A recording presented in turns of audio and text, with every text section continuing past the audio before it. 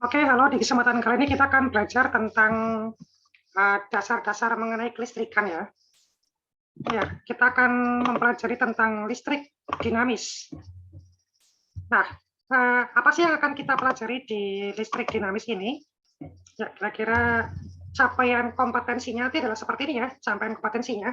Jadi pertama kita akan belajar tentang macam-macam besaran listrik ya, terutama listrik di dalam rangkaian tertutup yang sederhana. Kemudian mengidentifikasi penerapan listrik AC dan DC dalam kehidupan sehari-hari. Kemudian kita akan menggunakan alat ukur listrik. Nah, di dalam kelistrikan kita memiliki hukum dasar utama, yaitu adalah hukum Ohm atau hukum hambatan listrik ya. Jadi di sini hukum Ohm itu mengatur mengenai hubungan kuat arus dengan tegangan. Nah, di sini hubungan antara kuat arus dan tegangan dirumuskan dengan menggunakan persamaan ini. Jadi V itu adalah voltase atau tegangan, kemudian I adalah kuat arus listrik, dan kemudian R itu adalah hambatan listrik. Jadi ada suatu hubungan kuat arus dengan tegangan, ya kuat arus listrik itu berarti yang I, kemudian tegangan listrik itu yang V. Nah, hubungan antara kuat arus dengan tegangan itu seperti pada grafik seperti itu. Jadi di situ grafiknya itu linear ya, sumbu X-nya itu adalah kuat arus listrik, kemudian sumbu Y-nya itu adalah voltase atau tegangan. Kemudian di situ kalau kita lihat ya, grafik perbandingannya itu antara V dengan I itu berbanding linear lurus. Jadi kalau berbanding linear lurus itu berarti artinya ketika tegangan semakin besar atau kuat arus semakin besar, maka kalau tegangan makin besar, maka kuat arus semakin besar. Tapi ketika kemudian kuat arus semakin besar, tegangan juga akan semakin besar. Jadi sama-sama berbanding lurus. Nah, ini adalah rumus untuk mencari hambatan listrik ya. Jadi hambatan listrik itu merupakan secara matematis ya, itu dirumuskan seperti ini. R sama dengan Rho kali L per A. R itu hambatan pengantar dalam satuan ohm. Kemudian Rho itu adalah hambatan jenis dalam satuan ohm meter. Kemudian L itu adalah panjang penghantar dalam satuan meter. A itu adalah luas penampang dalam satuan meter persegi. Jadi hambatan dari suatu pengantar itu sebanding dengan panjang penghantar ya, L-nya. Jadi hambatan sebanding dengan panjang penghantar. Artinya kalau panjang penghantar itu makin besar atau makin panjang, maka hambatannya juga makin banyak. Tapi dia berbanding terbalik dengan luas penampang. Jadi kalau luas penampang dari suatu penghantar itu semakin besar, maka hambatannya makin kecil. Tapi kalau luas penampangnya makin kecil, maka hambatannya akan semakin besar. Nah, hambatan jenis atau Rho suatu penghantar itu bertambah besar secara linear karena kenaikan suhu. Jadi kalau misalkan suhu lingkungan itu semakin naik atau suhu penghantar itu semakin naik, maka hambatan jenisnya juga akan semakin bertambah besar atau makin besar hambatannya. Jadi hambatan itu merupakan fungsi linear dari suatu suhu. Nah, di sini kalau kita mau mencari hambatan jenis ya, Rho, kita bisa menggunakan persamaan ini. Jadi Rho T, hambatan sebesar T, itu adalah hambatan 0, hambatan awal, dikalikan 1 plus alfa delta T. Ini mungkin mirip seperti kalau kita belajar mengenai kalor ya. Misalnya pertambahan panjang karena pertambahan temperatur. Nah, di sini alfa itu adalah koefisien suhu atau koefisien temperatur dalam satuan per derajat Celcius. Delta T itu merupakan kenaikan suhunya. Atau kita mau mencari besarnya hambatan ya, berarti hambatan awal dikalikan dengan 1 plus alfa delta T.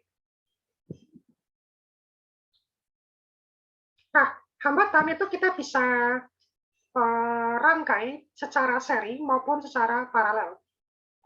Jadi kalau rangkaian seri itu berarti hambatannya disusun secara berurutan. Nah, besarnya hambatan pengganti ketika dia disusun secara seri itu seperti ini. R1 ditambah dengan R2, ditambah dengan R3 sampai ke Rn. Jadi misalkan kalau ada 4 hambatan, ya berarti sampai 4 kali R-nya. Kalau ada 10 hambatan, berarti kan ada 10 kali R-nya. Tinggal kita jumlahkan saja, itu akan jadi hambatan pengganti. Kalau semisal dia rangkaiannya adalah rangkaian yang seri. Tapi kalau misal rangkaiannya paralel, ya, kalau misalkan hambatan disusun secara paralel atau disusun secara berdampingan, maka besarnya hambatan pengganti bisa kita hitung dengan menggunakan persamaan ini. 1 per RP, berarti ini R paralel ya, sama dengan 1 per R1 plus 1 per R2 plus 1 per R3 ditambah seterusnya ya, sampai 1 per Rn. Ini tergantung berapa banyak hambatan yang kita susun secara paralel. Nah, selain hukum Ohm, juga kalau kita belajar kelistrikan, itu kita menggunakan hukum Kirchhoff. Hukum Kirchhoff itu mengatur mengenai jumlah arus ya. Nah, untuk hukum 1 Kirchhoff itu berbunyi seperti ini. Jumlah arus yang masuk itu sama dengan jumlah arus yang keluar. Jadi, arus input akan sama dengan arus output. Jadi, kalau misalkan kita lihat gambar ini ya, jumlah arus yang masuk ke dalam suatu titik bernama P, itu kan berarti I1 dan I2. Maka nanti arus I1 dan I2 ini itu akan sama dengan arus yang keluar, yaitu I3, I4, sama I5. Makanya bisa dibuat persamaan seperti ini, I1 plus I2 sama dengan I3 plus I4 plus I5. Jadi arus yang masuk sama dengan arus yang keluar. Atau kalau kita mau jadikan satu ruas ya, maka I1 plus I2 dikurangi I3, kurangi I4, kurangi I5 sama dengan 0. Di ruas yang sebelah kanan ini dipindah ke ruas sebelah kiri kan, jadinya negatif semua. Atau delta I itu sama dengan 0. Jadi kalau hukum 1 Kirchhoff juga bisa kita rumuskan seperti ini. Delta I atau jumlah seluruh arus itu harus sama dengan 0. Nah, kemudian kita lihat lagi pada rangkaian yang tertutup ya. Ini suatu rangkaian listrik yang tertutup. Jumlah aljabar dari GGL atau gaya gerak listrik sumber arus dengan penurunan potensial itu harus sama dengan 0. Atau dia dirumuskan seperti ini. Delta E ditambah delta IR itu sama dengan 0. Jadi kalau kita punya satu rangkaian tertutup di sini, ada E1, E2, kemudian ada E3, delta E, ya semua E ini, ditambah dengan delta IR, atau ini ya, berarti arusnya dikalikan dengan R atau hambatan, kita cari deltanya, itu semua kalau dijumlah harus sama dengan 0. Delta IR itu kan merupakan voltase ya. Jadi IR itu kalau kita lihat dari rumus, IR itu adalah voltase atau tekanan.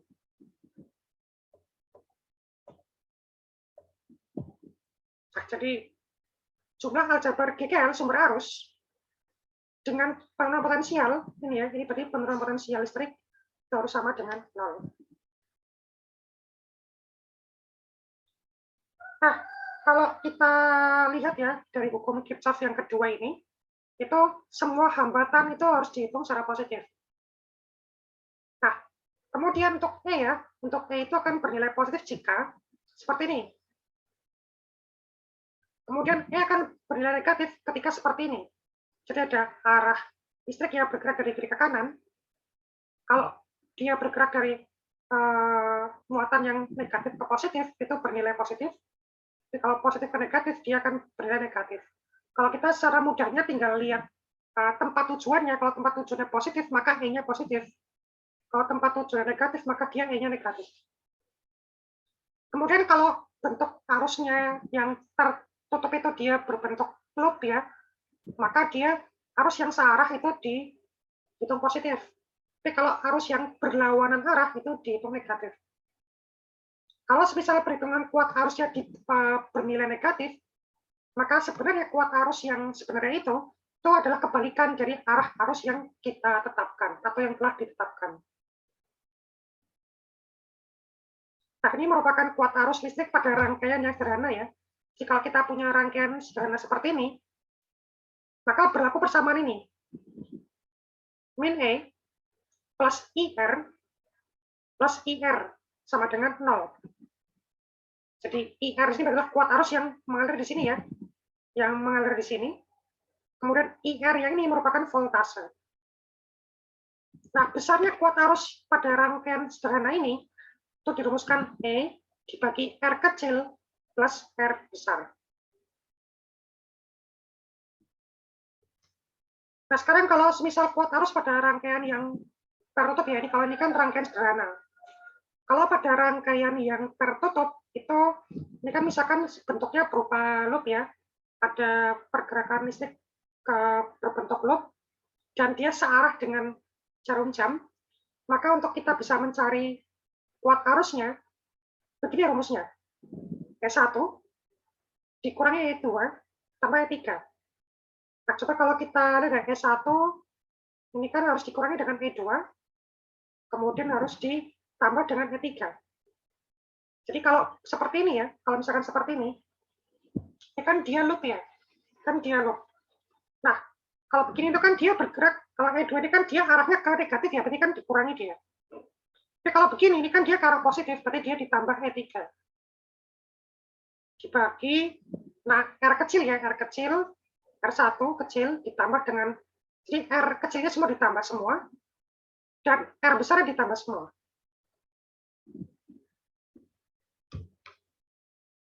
Nah, itu tadi kita menghitung kuat arus listrik pada rangkaian sederhana dan pada rangkaian tertutup ya. Sekarang kalau kita melihat alat-alat ukur listrik ya, pertama kita punya ampere meter. Ampere meter itu pengukur ampere atau pengukur besaran arus listrik. Nah, kalau untuk ampere meter itu dipasang seri dalam sebuah rangkaian. Nah, kalau misalkan dalam sebuah rangkaian, simbol untuk ampere meter itu disimbolkan dengan seperti ini ya, tanda bulat, kemudian A besar. Itu adalah simbol untuk ampere meter. Nah, kalau tadi pengukur kuat arus, sekarang pengukur tegangan atau voltase, voltmeter, untuk mengukur besarnya tegangan dalam rangkaian listrik. Nah, kalau tadi ampere meter dipasang seri, maka kalau voltmeter dia dipasang paralel di dalam sebuah rangkaian. Nah, untuk simbol voltmeter, kalau misalkan di sebuah rangkaian itu simbolnya seperti ini. V besar ya, kemudian lingkaran. Itu voltmeter. Kemudian multimeter ini adalah alat untuk mengukur bisa voltmeter, bisa ampere meter, bisa ohmmeter. Artinya dia bisa mengukur voltase, bisa mengukur kuat arus listrik, bisa mengukur hambatan listrik. Ini kan kalau ke multimeter itu kan dia menggunakan besarnya simpangan ya, kalau misalnya bentuknya seperti ini ya. Nah, nanti ini kita namakan sebagai multimeter analog. Nanti pada multimeter yang analog seperti ini, besarnya simpangan jarum ini kan nanti jarumnya akan menyimpang nih. Besar simpangan jarum sebanding dengan besar satuan.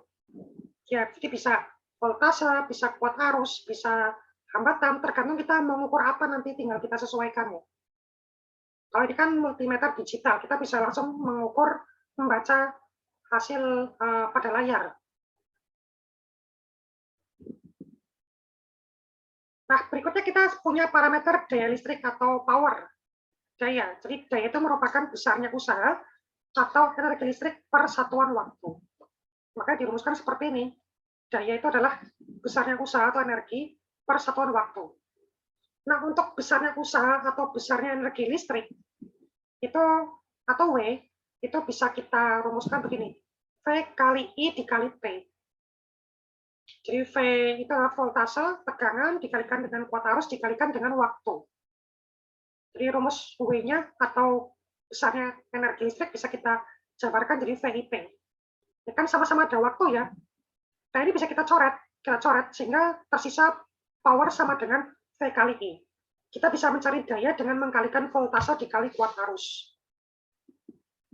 Atau P juga bisa dicari dengan rumus ini, IR dikali I. Atau jadi I kuadrat kali R. Jadi kuat arus dikuadratkan dikalikan dengan hambatan listrik. Itu akan jadi power atau daya.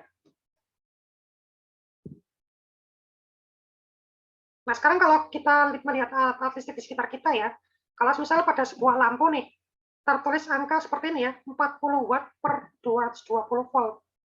Artinya tegangan pada lampu itu adalah 220 volt. Kemudian lampu itu membutuhkan daya listrik itu sebesar 40 watt. Jadi 40 watt ini menunjukkan daya listriknya, 220 volt itu menunjukkan tegangan. Jadi ketika lampu itu dipasang di tegangan listrik 220 volt, dia akan membutuhkan daya listrik sebesar 40 watt.